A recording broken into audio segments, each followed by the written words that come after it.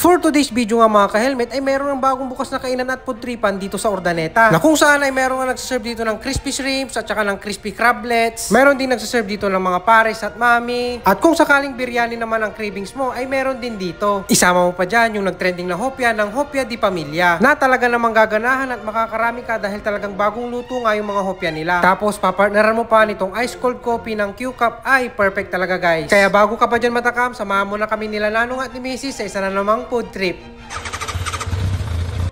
Ngayong gabi nga guys ay pinuntahan nga namin yung bagong bukas nga dito sa Urdaneta na food tripan. Na kung saan ay meron nga kayo dito mga pagkain na pwede ninyong mga pagpilian. Tulad na nga lang dito sa Kaelias Best Crispy Shrimp and Crispy Crablet na talagang nakakatakam pag makikita mo yung mga display nila dito. Lalo na pag mahilig ka sa mga pritong mga seafoods tulad ng mga ganito ay talagang perfect na perfecto guys. Kaya hindi ko na nga ito pinalampas kahit mataas pa yung kolesterol ko.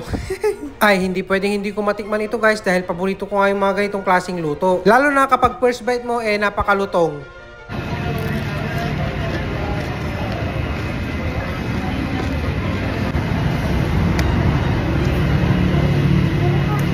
O diba guys, napakalutong tapos sinawsaw ko pa yun sa suka.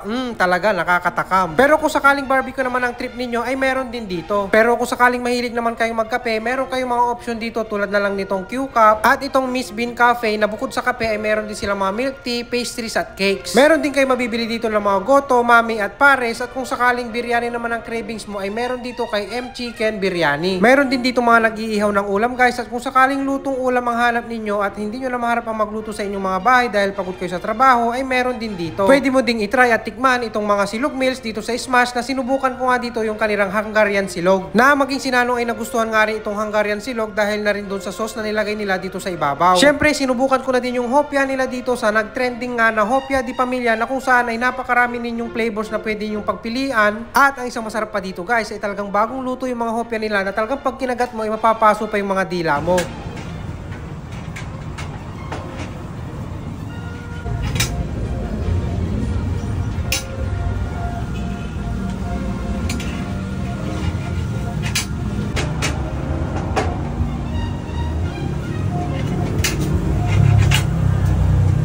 Kaya guys, kung sakaling naghahanap kayo ng food tripan dito sa Urdaneta, ay subukan nyo na dito sa The Foodie Spot na matatagpuan nyo lang dito sa MacArthur Highway, sa harap lang sila ng PSU Urdaneta. At kung sakaling napanood mo man ito ng madaling araw at natakam ka, ay magpansit kanton ka muna. Emi lang guys.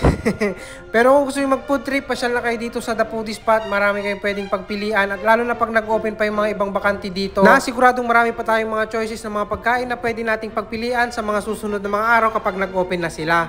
Paano guys, hanggang dito na lang muna ulit ang video natin. Maraming salamat sa inyong panonood at patuloy na suporta sa mga ina-upload nating mga video.